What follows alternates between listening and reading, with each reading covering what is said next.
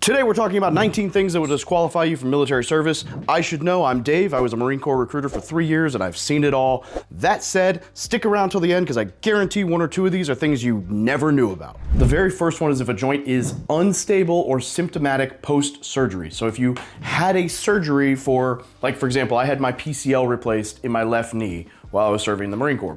For anyone who doesn't know, that is the sister to your ACL. It's actually very rare that you tear that without tearing everything else in your knee, but I pulled it off. Congratulations to me. And since surgery, my range of motion's not perfect, so that might be a little bit of an issue, but I've also completed 2 half Ironman races, a half marathon, and competed in a full Ironman, the World Championship race in St. George.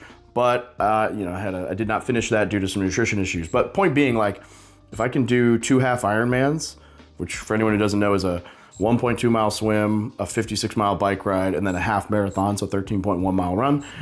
If you can put 6 to 8 hours of pain on your knee, probably considered healed, right? So what they mean is if after the surgery, it's still just wonky, or it's still when they say symptomatic, no range of motion, can't carry weight, whatever, you need to get cleared from your doctor post-surgery. So if you have a surgery, go through all the processes to get cleared. And that means, I get the screw question a lot. So if it's a permanent screw and it's meant to stay there, okay. But if it's a temporary screw, you've got to go back and get that thing out and be fully cleared before you get in the military. So hope that helps. So number 2 is significant hearing loss. I'll use myself as an example. I got blown up in 2010. I am supposed to be wearing a hearing aid. Now I'm in my house, no one's talking to me, so I'm not wearing my hearing aid. But I would not be eligible for the military right now. In fact, ironically, by 1 month, I was able to continue my service because the month prior to when I got blown up and had my hearing test, it used to be that if one ear was as bad as mine, then you were disqualified for re-enlisting, disqualified for service.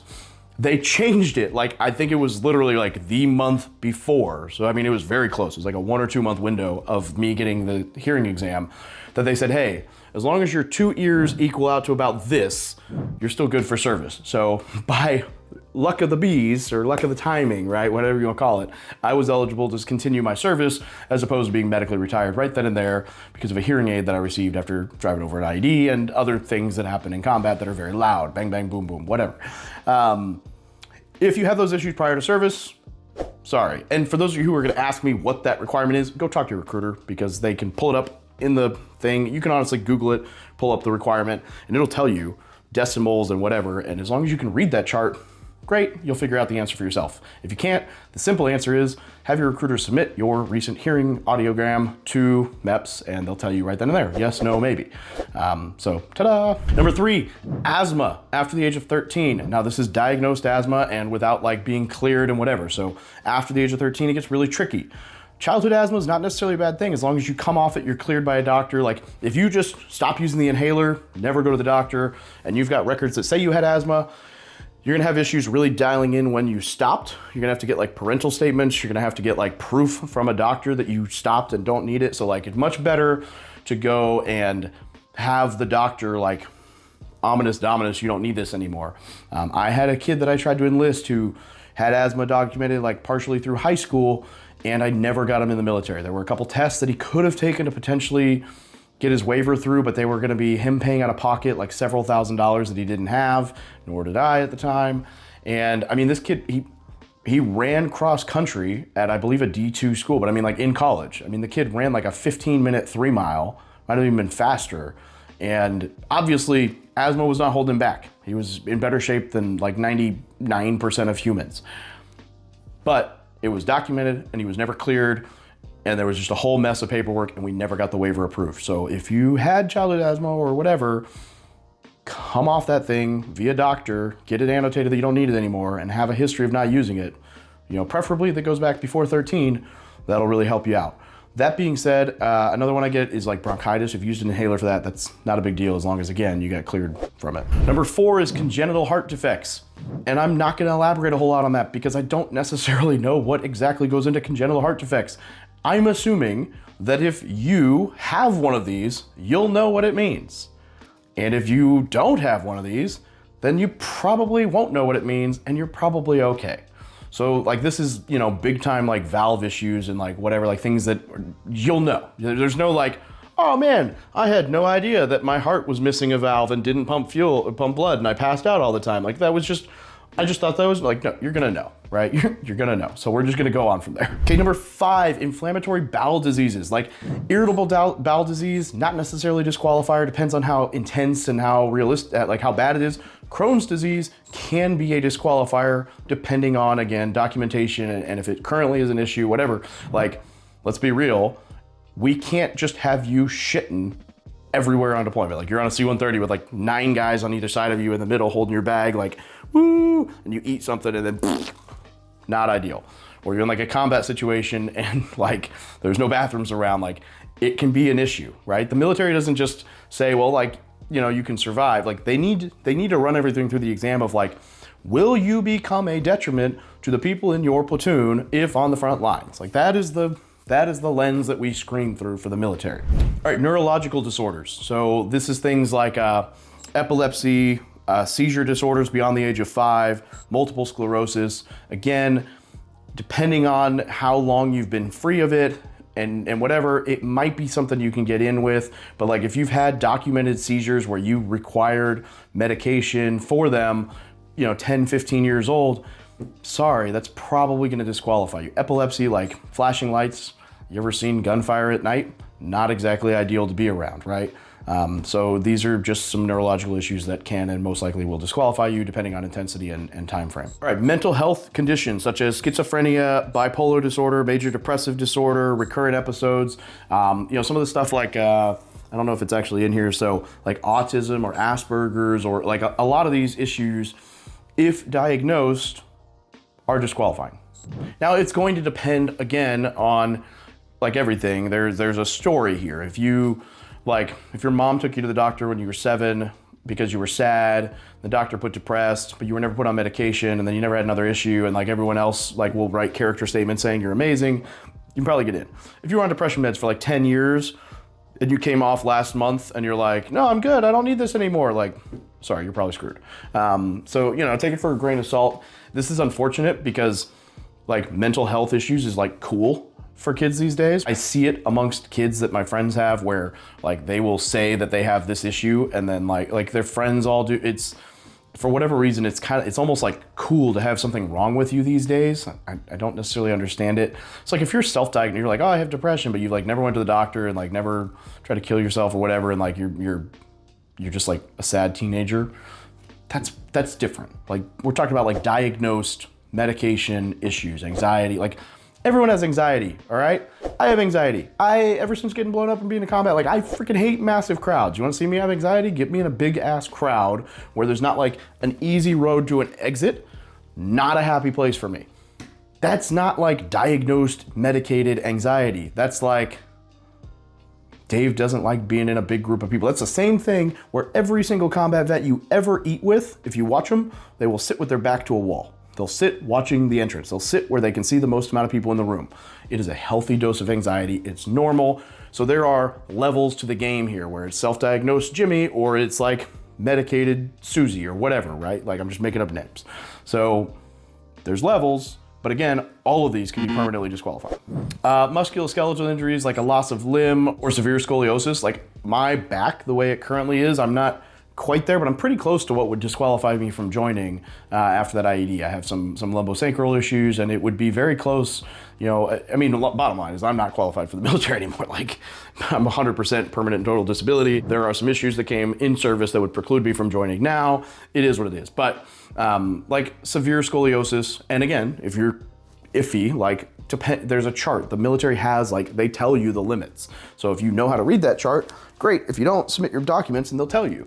So past a certain point, it's disqualifying. And loss of limb, like, yeah, if you're missing a trigger finger, sorry. If you're missing an arm, sorry. If you're missing a foot, sorry. Like, I'd like to think those are somewhat self-explanatory, but just in case, if you're missing like major body parts, you know, probably a disqualifier. On the other hand, like some things like an appendectomy, like your appendix being removed, not a big deal at all. Just submit the docs, no big deal. Right, thyroid issues that can't be controlled by medication. So if you have like, you know, hypo or hyper, like where your thyroid like regulates where you gain weight really fast, you lose everything, and medication even like doesn't really dial it in, that is a PDQ. Now, even with medication, it'll be a waiver and it'll depend on like the levels and everything else, but it is, you know, because it's one of those things like, if you're deployed and you run out of, you know, you can't get a resupply and you run out of your thyroid meds, like you might gain weight or lose weight, but you're not gonna like die immediately. Whereas like, if you need an EpiPen for an allergy,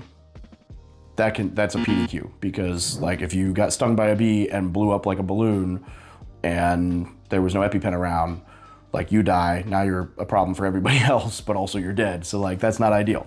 So that's different than like a thyroid issue where if you run out of medication for 2 or 3 days, it's not gonna kill you. This is my assumption, I'm not a doctor. I should probably preface that at the beginning of this video. So if you didn't catch it at the beginning of the video, I was a recruiter, not a doctor. So like, this is all knowledge from when I was a recruiter. This is not from medical school, right? So if I say something wrong, I don't know. If you have the issue, you probably know it better than I do. All right, so skin conditions like chronic diseases like psoriasis or eczema, or anything that's extensive enough to interfere with like military uniform or gear wear. So like a little bit of eczema, not a huge deal, depending on, you know, again, like the medication requirements or whatever. But like if you have like major issues where you can't wear your kit, then that can be a disqualifier. And I've seen people with eczema get into the military, and I've seen people with eczema not get into the military. It really depends on severity. All right, number 11 here is missing a testicle. Now, the reason that I was once told for this is that it has something to do with your balance. So the example, what I was told by a MEPS doctor was essentially like, if you are missing a testicle and you get in a helicopter, you can throw your equilibrium really bad, you get really dizzy, like nobody wants you to like not have a sense of balance while you're in the air on a helicopter, that could end poorly. Now, personally, I have both my testicles. So I don't actually know what this is like, I'm sorry. Now for all the draft dodgers who were in the comments on my last video asking about how to get like permanently disqualified from the military, and I commented that you were all cowards and you should just leave the country like a real man, because like you have no place in this audience at all.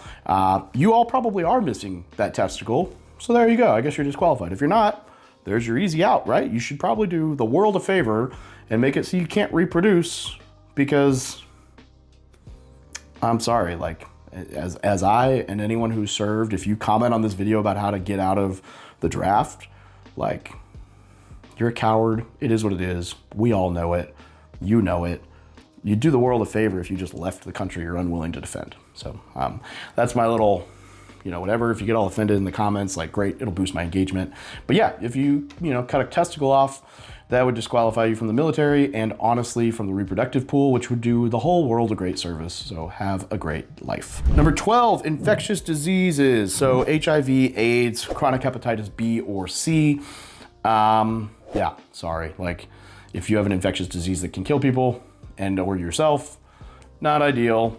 It is what it is. 13, dental issues. So severe malocclusion that interferes with normal chewing, insufficient healthy teeth, or lack of serviceable prosthesis. So essentially like if you have like really bad issues dentally that can't be replaced, or like your jaw locks, or, you know, like some of these crazy things that are like big serious issues, that could be a disqualifier, and or you need surgery for it. Oh, also you can't go to boot camp with braces. So like if you're getting braces or whatever done, you have to wait till those are off. I should clarify, you can go to MEPS with braces as long as you get the braces off within a year of joining. All right, 14, I already covered this, but allergies are severe enough that you need to carry an EpiPen. Again, like a bee sting, if you get stung by a bee in the middle of nowhere, you didn't have access to an EpiPen, you swell up, you die, now people have to carry your body and you're dead. Like nobody loves that situation.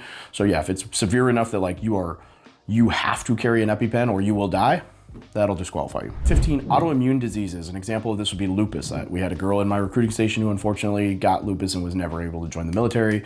It happens. So I couldn't tell you what all these autoimmune diseases are. You'll know if you have them. You know, lupus is the one that was identified in the guideline, but there are others. So just go, and if you have something like that, you know, submit docs and ask the questions. 16, certain types of cancer. And this depends on the type of cancer and the treatment status, right? So I'm not gonna go into like, I don't have a list of like this cancer and this status. If you had or have cancer, you aren't gonna wanna hide those docs. You're gonna wanna submit all that information. And the MEPS doctors will be able to decide, you know, depending on what stage it's at, what treatment cycle you're in, you know, and all that stuff, which is above the scope of my knowledge about cancer, and also above the scope of this video. All right, documented suicidal ideation or attempts. Look, guys, I'm not gonna sugarcoat this. Like if you tried to kill yourself or you have it documented that you wanted to kill yourself, that's gonna disqualify you from the military.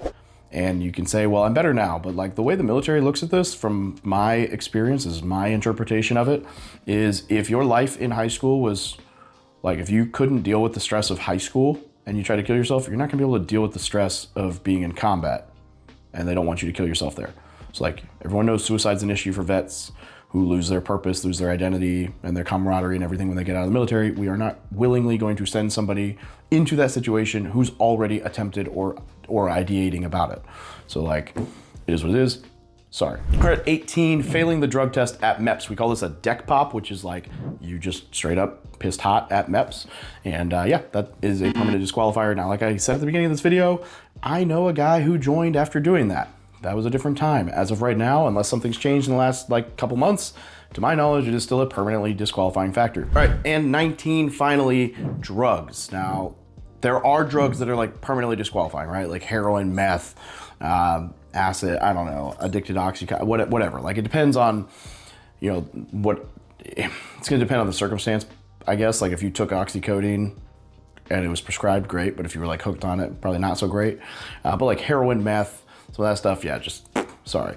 Marijuana is the one that most people ask about. So one thing I didn't have to deal with as a recruiter is the medicinal card. So like if you have a marijuana like medical card, I don't actually know. My guess is that it depends on what you're prescribed for. So like most of those are for like depression, anxiety, ADHD, which are kind of disqualifying factors already, as we mentioned. So it's gonna depend, I think, on what you said to get the medical card. I don't know that the medical card itself is disqualifying. That being said, just like in recreational states, marijuana can still be disqualifying. So it's gonna depend on like the amount. Like if you walk into your recruiter's office, you're like, I smoked 7 times, you know, I was experimental, it wasn't really my thing. That's one story, and that's a very small waiver. But if you're like, I smoked 3,000 times in the last 2 years and yeah, I can't live without it, well, that waiver may not get approved, right? So what I would say is this: if you don't know how many times you smoked, which most of us don't keep a logbook, come up with a number and stick to that number. It is less important whether your number is 10 or 200 than it is that you pick a number and stick with it. So if you say 200 and then you go to MEPS, you say 200, then you go to boot camp, you say 200, that is better than if you said 7, went to MEPS, said 15, went to boot camp, said 200. Hope that makes sense. Because if your number's changing, then they're just gonna, like now you're increasing waiver levels and you're not being honest and whatever. And like, let's be real, nobody knows if you smoked 3 times or 200 times if it's out of your system. There's just no way to know. So pick a number, stick with it. I would say if you don't know, lower is better if you're picking a number to stick with. So, you know, because the lower, the lesser waiver grade. But at the end of the day, marijuana is not necessarily a disqualifier for just utilizing it. That being said, I'm sure some of these rules on the drug stuff have changed a little bit given some of the decriminalization and legalization and whatever. So, you know, talk to your recruiter, be open about stuff, but, you know, just be cognizant. All right, so I hope you guys got something on my list. Remember, these are 19 things that most likely disqualify from the military. There are some gray areas here and some this, that, the others, and waivers and whatever. Like I mentioned, I'm not a doctor. I haven't been a recruiter in 8 years, and you know, things have changed, right? And then things will change again. They continue to change. So like if we go into World War III, knock on wood, like they will open things up potentially to allow for more people to join. That's why like tattoo policies get reduced and stuff like that. That's another one, like depending on your branch, like a face tattoo or any gang related tattoos is permanently disqualifying. But you know, just dependent, right? So this list is not all inclusive, but it's most of what I could find. And there are probably exceptions to some of this, so like don't shoot me. But at the end of the day, I hope this helps clarify some of that stuff for some of those who were on the fence. The bottom line is if you have something that you're not sure about, like just go talk to your recruiter or, you know, get the documents and submit it to MEPS and see what happens. So you never know. It's going to depend on your situation and your documentation of your situation. And, you know, you won't know until you try. So I hope that helps. If you got something out of this, you know, subscribe. Love you guys. Have a great day.